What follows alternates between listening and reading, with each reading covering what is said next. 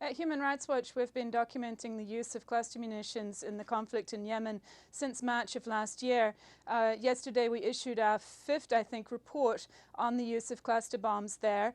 It was looking at a particular type of high-tech version of a cluster munition manufactured in the United States and transferred to Saudi Arabia and to the United Arab Emirates in recent years. So we wanted to see how this particular cluster munition is being used in Yemen by the Saudi-led coalition, because it's really the only type that the US is allowed to export or use anymore. What we found was at least 5 separate attacks in 4 different governorates of this particular type of air-delivered cluster munition, and at least 5 civilian victims from the time of attack, including a woman and her 3-year-old child who were hurt in their home, and the mother was hurt so badly that her leg was amputated after the attack. So these cluster munitions were provided to those countries on the understanding or the requirement that they would not be used in civilian areas, and we saw use at least in a couple of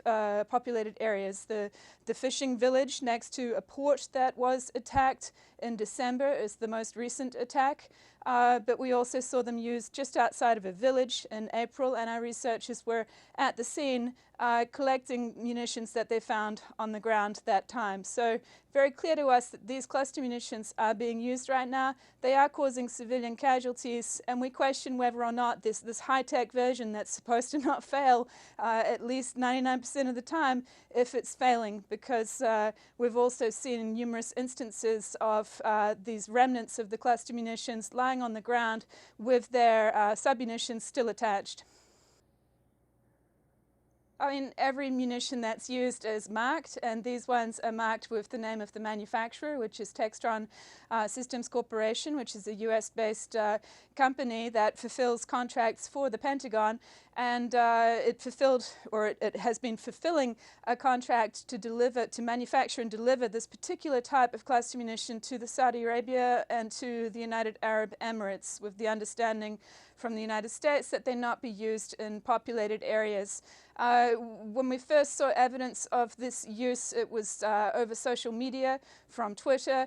In April, there was also videos uploaded to YouTube by locals in Yemen, in the northern province of Sada.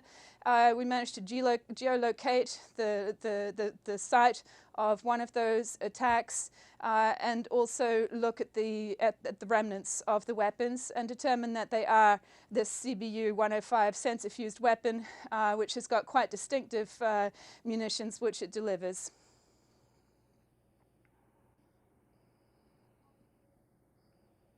I mean, we've recorded about 18 different cluster munition attacks over those 5 governorates since March of 2015, and many more attacks involving the use of explosive weapons. When they're dropped on towns and cities and villages, we see civilian harm from that. Everything's being attacked. Schools have been attacked, mosques and places of worship have been attacked, hospitals have been attacked.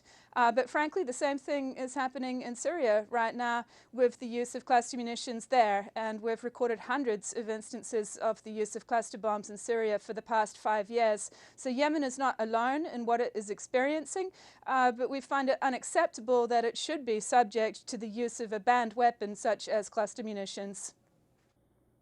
Look, the United States, the United Kingdom, and the other countries that are supporting the Saudi-led coalition in Yemen keep telling the coalition to investigate itself and to investigate the war crimes that are reported to have been carried out by the coalition.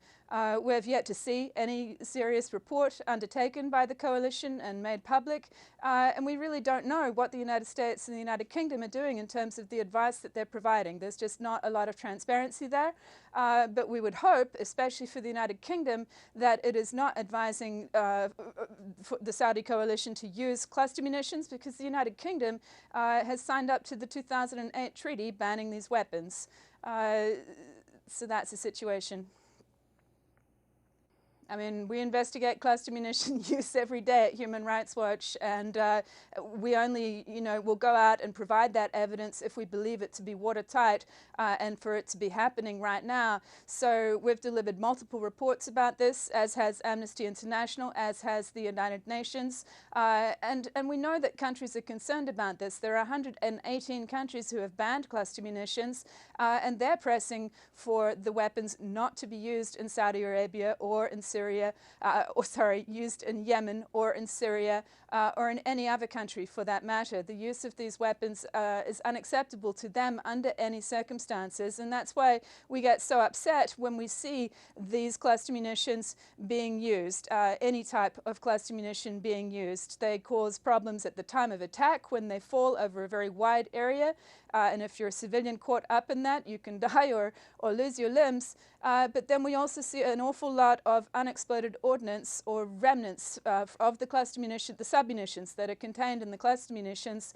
and we see a number that fail to detonate, fail to explode as they're supposed to. We see this in Syria, we see this in Yemen, we see this in Libya and South Sudan and elsewhere, and it's really the civilians on the ground who are left picking up the pieces and picking up those unexploded submunitions and harming themselves in the course of doing that. It's been 40 years since cluster munitions were used by the United States and other countries in Southeast Asia, and Laos, Cambodia and Vietnam are still cleaning up the bombies that are left over from that conflict. So just imagine what it's going to take to clear up the unexploded ordnance that's resulting from all of the use of these explosive weapons in Yemen, in Syria and in elsewhere. It's unacceptable, and it has to stop now.